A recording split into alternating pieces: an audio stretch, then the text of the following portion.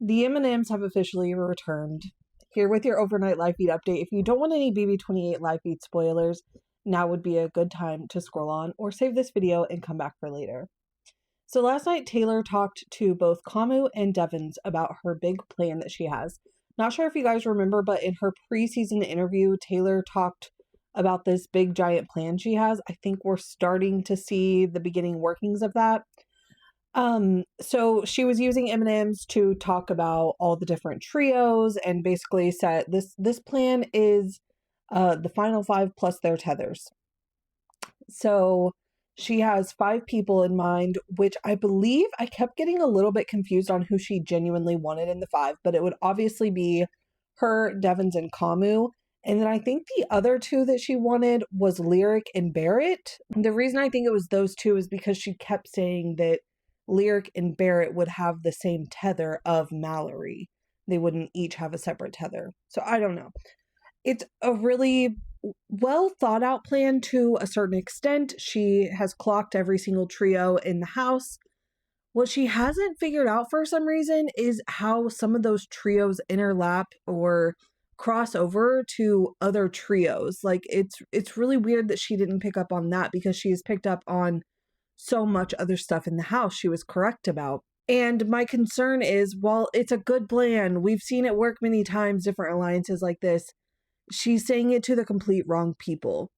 At least in the moment, that is what I thought, genuinely. I think we'll find out maybe today if I am right or wrong about that, because honestly, last night, I never saw Devins tell anyone about it. He had private conversations with Angela and Dee. We'll get into those in a moment, but didn't bring up Taylor's plan that she pitched.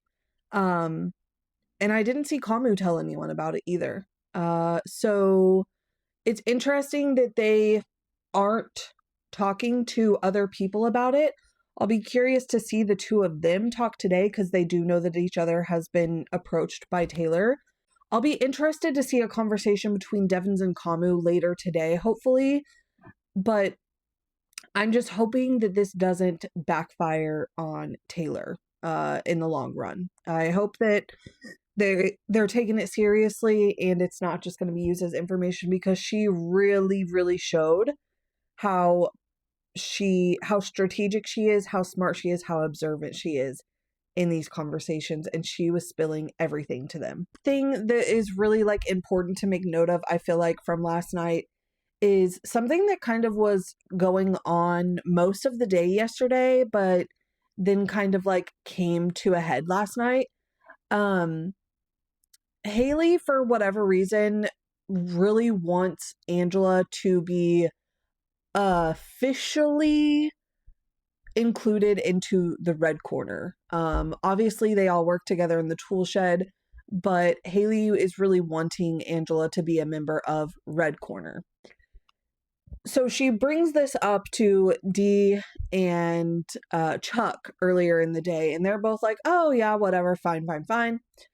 Talk to Devins and Kamu about it, and just majority rules, we're fine with it. The idea is that Dee and Chuck will each speak to Kamu and Devins about bringing Angela into the red corner. And then Dee is supposed to give Haley a signal to then be the one to tell Angela about the red corner and to invite her in. And Haley wants to be the one to do it. She's like, I don't want anyone else but me to invite her in. So it just so happens that right after this, Chuck and Dee are in the backyard with Kamu and Devin. So Dee brings it up to them, and Kamu pretty much immediately shuts it down. And he's like, I don't really want anyone brought into the red corner. I think 6 people is too much. We're already working with Angela. There's no need to bring her in, blah, blah, blah, blah, blah. Number one, it's obviously not majority rules for this alliance. It's whatever Kamu wants, which I think is very interesting. But because he's really the only one that cared. However, somehow wires got crossed, and at some point Haley thought Dee gave her the signal and she invited Angela in. And it wasn't until later in the night when she's talking to Chuck, and Chuck is talking about how Kamu didn't want Angela in, that Haley is like, what do you mean? Like, I already told her about it, blah, blah, blah. So she goes up to Kamu and she's talking to Kamu about it and saying, like, I messed up. I messed up. If you have to nominate me, it's fine because I outed the alliance, blah, blah, blah, blah, blah. Turns into a big ordeal. However, while it is important to make note of Haley messing up, especially in Kamu's eyes, what's even more important is on the other side, the other trio of Angela, Dee, and Devins. Because Angela, in that same conversation with Haley, where Haley's telling her about Red Corner, apparently mentioned something along the lines of Dee and Devins and Angela being in an alliance, which Dee and Devins is not happy about because they obviously haven't told Red Corner that they're in an official alliance with Angela.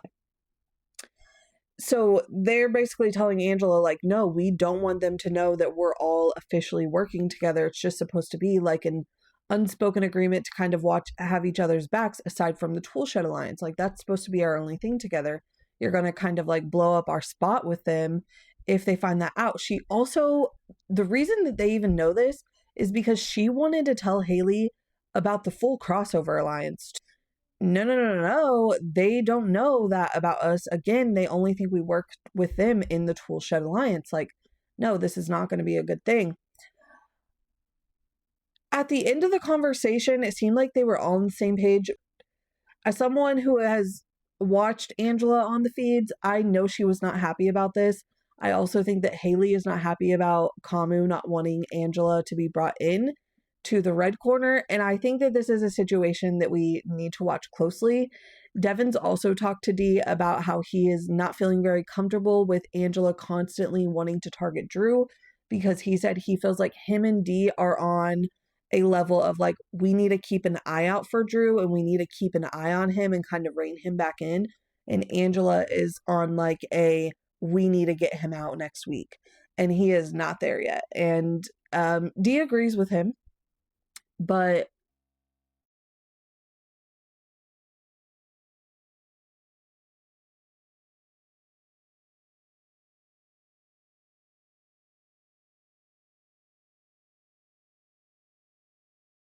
up on some of the things that have been happening inside the BB28 house on day 20.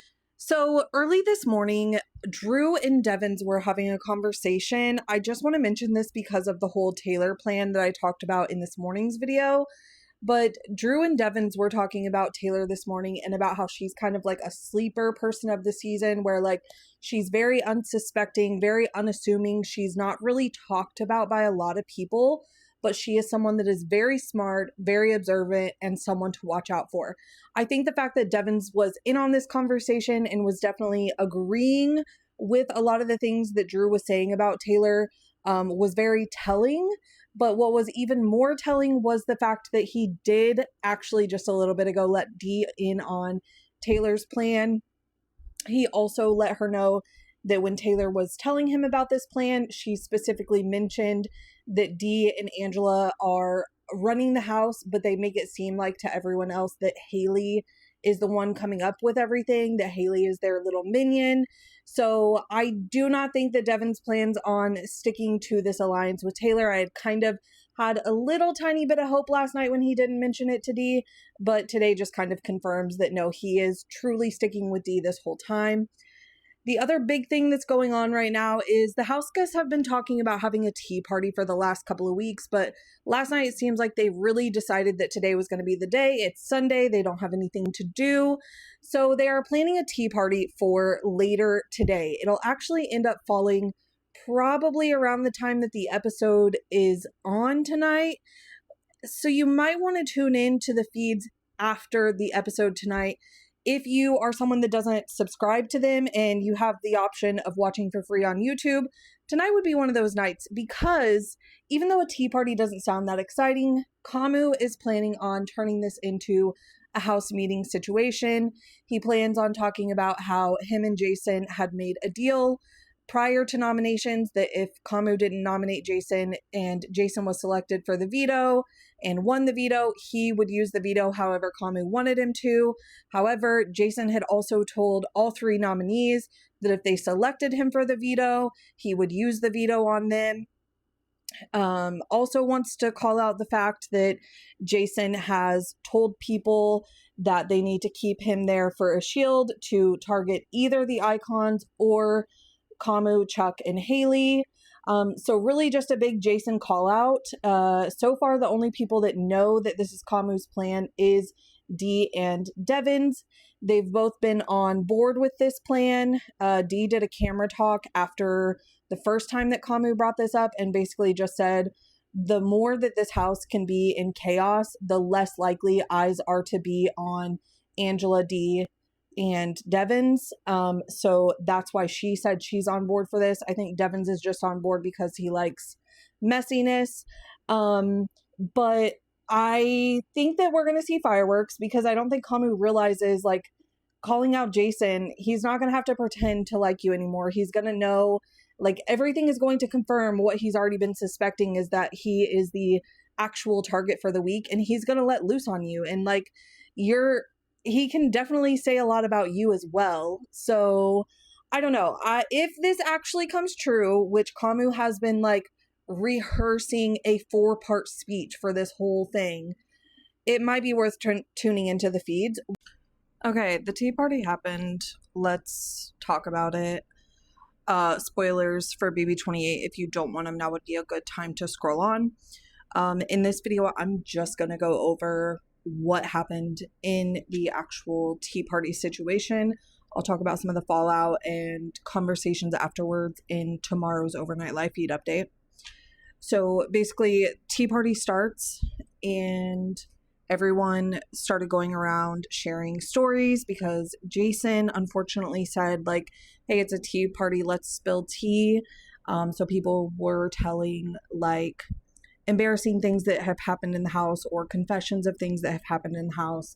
And then Kamu started his whole spiel about Jason making a promise to him that if he won power of veto this week, he would use the veto however Kamu wanted him to, but then also had made promises to all 3 nominees that if they picked him to play in power of veto, that he would use the veto on them. Lala spoke up and said that no promise to her was made. Lala is the one that chose Jason to play in the power of veto this week, and she said that no promise had been made to her. She just had hoped that because her and Jason have a good personal relationship that he would use the veto on her, but he had never made her a promise to do so. Kamu also says that he has been told by multiple people that Jason has said he is going to target Kamu, Haley, and Chuck, and also all of the icons. Then after that, it's kind of like Jason started speaking, and he basically was like, okay, if you're going to air out my game, that's fine. Like, I didn't say all these things that you're saying, so maybe you should say who is telling you these things, because some of it is not true. And Kamu basically says, like, I'm not going to air out someone else's game. But Jason was like, but you're airing mine out now, like, and for no apparent reason, seemingly. So they kind of keep going back and forth, talking in circles about that. Towards the end, Lala also makes the same point about, like, if you say you want to play an open and honest game, because that's what Kamu kept saying, is that he wants to play an open and honest game and he just wants to air everything out and get everything on the table, but he's only airing out Jason's information. He is not airing out anything that anyone has told him, like who the sources are. And so Lala basically says, like, that's like a half-ass air out. You're not actually solving any issues here because you're still protecting people and you don't know if these people are telling you the truth. 100% facts. Now, I mean, Jason has said these things. Where was his intent? We don't know, because that's up to him. You know what I mean? But also, Lala made this point as well, is like, everyone's doing these same things that you're accusing Jason of doing, but you're only airing out Jason's game, and this is the second time it's happened to Jason. So, like, why is it, Lala said this, why is it that everyone else is allowed to do these things, but Jason is not allowed to? So basically Jason said that, one other part, Jason accused Devins of having the power. Devins also said that he thinks Jason has the power. And Devins also said that he does see Jason as a game threat, but he totally respects him and loves him as a person, and that from him, none of this is personal. It is all game related. He sees Jason as a likable, entertaining person, and that is why he sees him as a threat in the game.